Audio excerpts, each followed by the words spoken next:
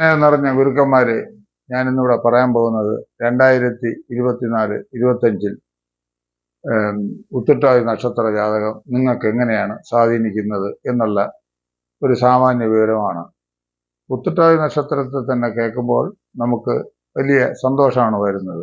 ഉത്രട്ടാതി നക്ഷത്രം ഒരു ഊന്നാളും വിവാഹനാളും സാത്വിക നക്ഷത്രവും ആകുന്നു. മീനൻ രാശിയിലാണ് ഉത്രട്ടാതി നക്ഷത്ര ജാതകം വരെ പറയുന്നത്. മീനക്കൂർ എന്ന് പറയും. അപ്പോൾ മീനക്കൂർ എന്ന് പറഞ്ഞാൽ വേടന്റെ രാശിയിലാണ്. അപ്പോൾ ഇവർക്ക് വേടന്റെ, അതായത് ഭഗവാന്റെ അനുഗ്രഹവും കൂടെ ഉള്ള ഒരു നക്ഷത്രമാണ്. മീനൻ രാശിയിൽ ചന്ദ്രനും കൂടെ നിൽക്കുമ്പോൾ അവർക്ക് പൊതുവെ ഏത് കാര്യത്തിനും വിജയമാണ് കാണുന്നത്.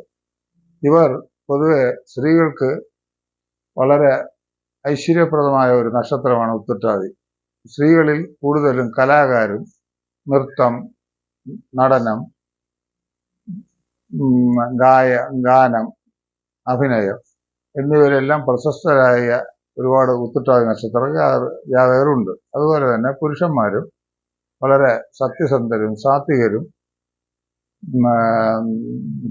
ഏർപ്പെടുന്ന കാര്യങ്ങളിൽ വളരെ ചുമതലയോടുകൂടി കാര്യങ്ങൾ നിർവഹിക്കുന്നവരാണ്. സ്ത്രീകളാണെങ്കിൽ ഏത് കാര്യത്തിൽ ഇടപെട്ടിരുന്നാലും അവർ കുടുംബത്തെ വളരെ സ്നേഹിക്കുകയും കുടുംബത്തിന് വേണ്ടി എന്ത് ത്യാഗവും സഹിക്കുവാൻ സന്നദ്ധരാകുന്നു. സന്താനത്തോടും അതുപോലെ തന്നെ കുടുംബജീവിതത്തോടും അവർക്ക് വലിയ പാലിച്ച കടപ്പാടുകളും സ്നേഹവുമാണ് ഉത്രട്ടാതി നക്ഷത്ര ജാതകർ കാണിക്കാറുള്ളത്. സ്നേഹത്തിന്റെ പര്യായം തന്നെയാണ് ഉത്രട്ടാതി നക്ഷത്ര ജാതകരുടെ ഒരു പ്രത്യേകത.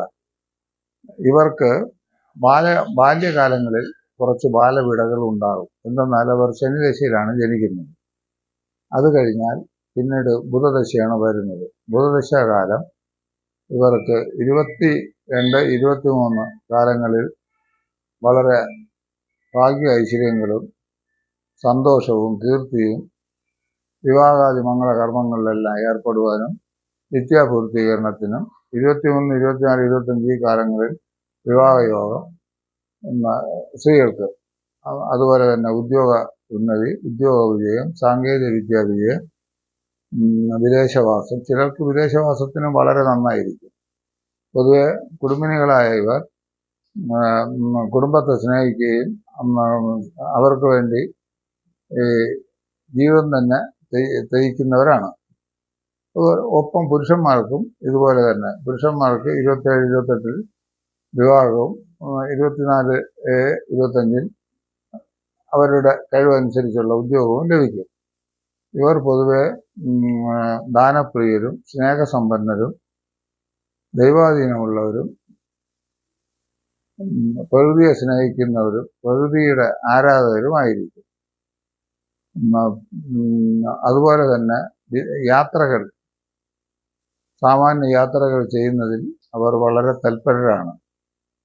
ബന്ധുക്കളുമായുള്ള കൂട്ടുകെട്ട് ഇവർക്ക് എപ്പോഴും കൂടെ പുറവുകയാണ്. ബന്ധുക്കളെ സ്നേഹിക്കുക, മുതിർന്നവരെയും പ്രായമായവരെയും സ്നേഹിക്കുക, അപ്പൂപ്പൻ അമ്മമ്മ എന്നിവരെ കൂടുതൽ സ്നേഹിക്കുക എന്നിവയെല്ലാം ഇവരുടെ ഒരു പ്രത്യേകതയാണ്. അതുപോലെ തന്നെ ഗുരുത്വത്തിന്റെ കാര്യത്തിലും ഇവർ വളരെ ബലമായിരിക്കും. പിന്നെ 27-29 കഴിഞ്ഞ് കേതുദശ തുടങ്ങുന്നത് 7 കൊല്ലം, 30-34 വരെ കേതുദശ. അപ്പം ആ സമയത്ത് ചിലപ്പോൾ സ്ഥാനം വിട്ടുള്ള തൊഴിലുകൾ, സ്ഥാനമാനങ്ങൾ നഷ്ടപ്പെടുക, ഇങ്ങനെ ത്വക്ക് രോഗം, അലർജി സംബന്ധമായ രോഗങ്ങൾ എന്നൊക്കെ ഈ കാലഘട്ടത്തിൽ അവർക്കുണ്ടായേക്കാം.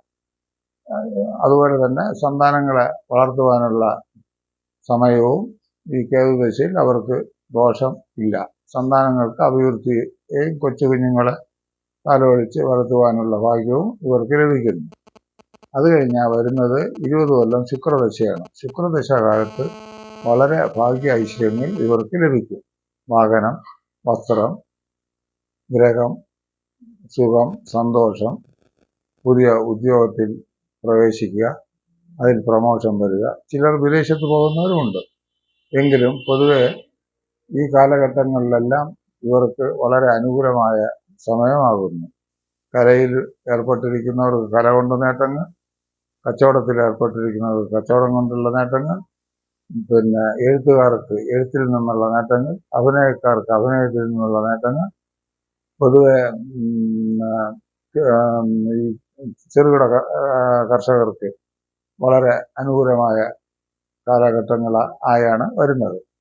ഇവർ വ്യാഴന്റെ മാറ്റത്തിൽ വ്യാഴം 3-ൽ നിന്ന് 7-ലേക്ക് നോക്കുന്നു.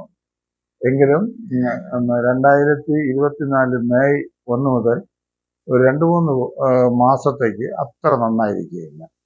അതിന് നമുക്ക് വിഷ്ണുവചനം, വിഷ്ണു ക്ഷേത്ര ദർശനം ഇവയെല്ലാം ആവശ്യമായി വരുന്നു. ഏത് കാര്യവും സാധിച്ചു തരുന്ന ഗണപതിയെയും വിഷ്ണുവിനെയും മഹാദേവനെയും ഇവർ ഈ കാലഘട്ടത്തിൽ പൂജിക്കേണ്ടതായിരിക്കുന്നു. അതുപോലെ തന്നെ മീനക്കൂറിൽ താൽക്കാലികമായി സർപ്പന്റെ സ്ഥിതിയും, 7-ൽ കേതുവിന്റെ സ്ഥിതിയും, 12-ൽ ശനിയുടെ സ്ഥിതിയും ഉണ്ട്. മറ്റു ഗ്രഹങ്ങൾ 45 ദിവസത്തിലൊരിക്കൽ മാറിക്കൊണ്ടിരിക്കും. എന്നാൽ മറ്റു ഗ്രഹങ്ങളുടെ അവസ്ഥകൾ ഇവർക്ക് വലിയ ദോഷങ്ങൾ ചെയ്യുകയില്ല. അതുകൊണ്ട് ഇവർക്ക് ശനിയുടെ ബന്ധം കൂടെ ഉള്ളതുകൊണ്ട് വിദേശയോഗം ഉള്ളവർ, വിദേശയോഗം ആഗ്രഹിക്കുന്നവർ ശ്രമിച്ചു കഴിഞ്ഞാൽ, അല്ലെങ്കിൽ അവരുടെ ബന്ധുക്കൾ മുഖാന്തരമോ കൂട്ടുകാർ മുഖാന്തരമോ കുടുംബാംഗങ്ങൾ മുഖാന്തരമോ വിദേശത്ത് പോവുകയും അവിടുന്ന് ധനസമ്പാദ്യത്തിന് വളരെ ഉത്തമമാകുന്നു. സർപ്പം ലഗ്നത്തിൽ നിൽക്കുന്നത് കൊണ്ട് സർപ്പാരാധനകൾ ഈ കാലഘട്ടത്തിൽ ഇവർ നടത്തുന്നതും വളരെ ഉത്തമമായിരിക്കും. 12-ലെ ശനി വിദേശത്ത് പോകുവാൻ വളരെ ഉത്തമമാകുന്നു. ഇടവിട്ട് മുട്ടിന്, കാലിന്, കൈക്ക് ഒക്കെ പെരുപ്പ്, വേദന എന്നിവയെല്ലാം ഈ കാലഘട്ടത്തിൽ ഈ ഒരു വർഷം ഇവർക്ക് അനുഭവിക്കേണ്ടിയും വരുന്നു. പൊതുവെ ഒരു സുഖം നിറഞ്ഞ നക്ഷത്രവും സ്നേഹമുള്ള നക്ഷത്രവും ദയവുള്ള നക്ഷത്രവുമാകുന്നു ഉത്രട്ടാതി.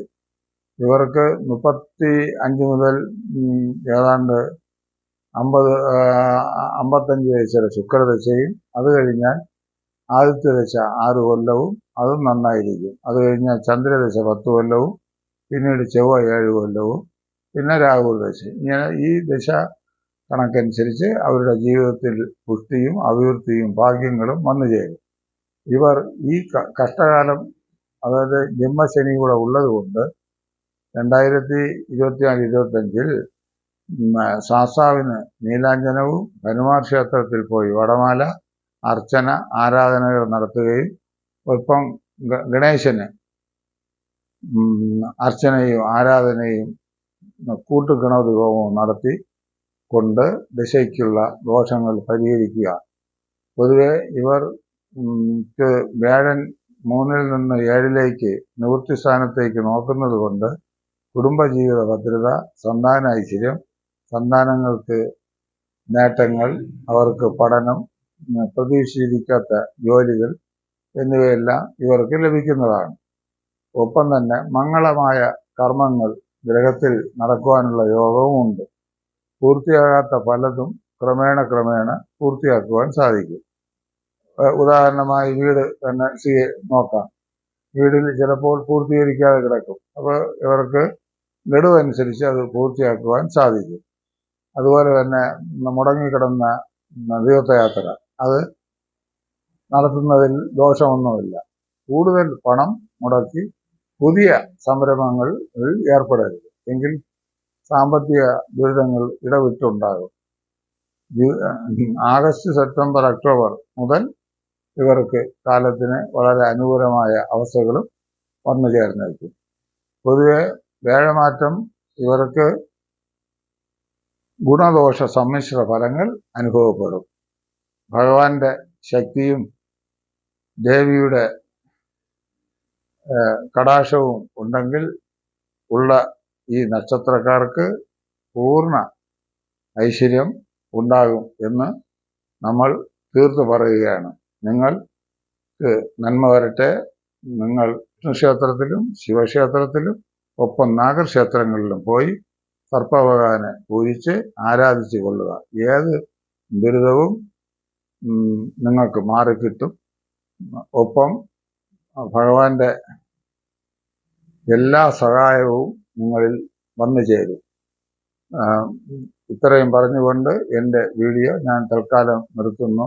ഞാൻ മലയൻകീഴ് പുരുഷോത്തമൻ ജോസ്.